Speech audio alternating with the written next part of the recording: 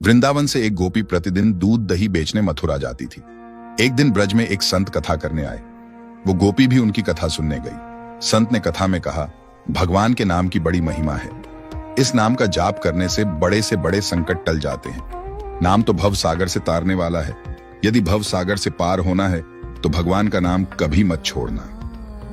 कथा समाप्त होने के बाद वो गोपी अगले दिन फिर से दूध बेचने चली गई। उसी बीच रास्ते में यमुना जी थी।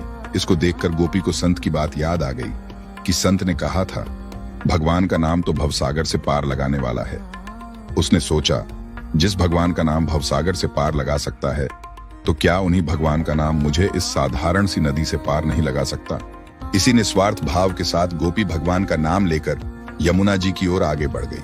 अब जैसे ही उसने यमुना जी में पैर रखा तो लगा मानो जमीन पर चल रही है, और ऐसे ही वो सारी नदी पार कर गई। दूसरी पार पहुंचकर उसे बहुत ही प्रसन्नता हुई और मन ही मन सोचने लगी कि संत ने तो ये तो बड़ा अच्छा तरीका बताया पार जाने का, अब रोज रोज नाविक को भी पैसे नहीं देने पड़ेंगे। एक दिन गोपी ने विचार किया कि संत ने मेरा इतना भला किया, मुझे उन्हें खाने पर बुलाना चाहिए। अगले दिन गोपी जब दही बेचने गई तब संत से घर में भोजन करने को कहा। संत तैयार हो गए। अब बीच में फिर यमुना नदी आई।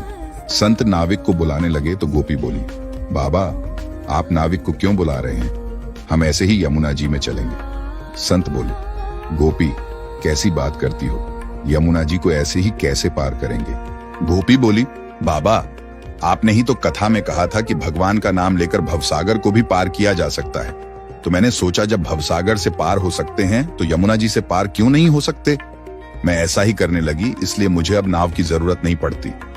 संत को यह सुनकर विश्वास नहीं हुआ और वो गोपी को कहने लगे, पहले तू चल, मैं तुम्हारे पीछे पीछे आता हूँ। गोपी रोजाना की तरह नाम का आश्रय लेकर यमुना जी को पार कर गई। गोपी को देखने के बाद जैसे ही संत ने यमुना जी में पैर रखा तो झपाक से पानी में गिर गए। ये देखकर संत बहुत हैरान हो गए।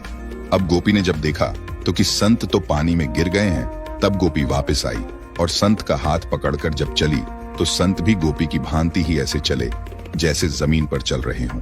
ये चमत्कार देखने के बाद संत उस गोपी के चरणों में गिर गए और कहने लगे कि गोपी तू धन्य है। वास्तव में तो सही अर्थों में नाम का आश्रय तो तुमने लिया है, और मैं जिसने नाम की महिमा बताई तो सही पर स्वयं नाम का आश्रय नहीं लिया। इस कहानी से हमें यह शिक्षा मिलती है, भगवान की प्राप्ति केवल संन्यास लेने से नहीं मिल सकती मित्रों। भगवान की प्राप्ति के लिए भगवान के शरणागत होकर उन पर अटूट विश्वास होना जरूरी है। जैसे आज की कहानी में गोपी ने भगवान पर अटूट विश्वास किया और नदी में उतर गई।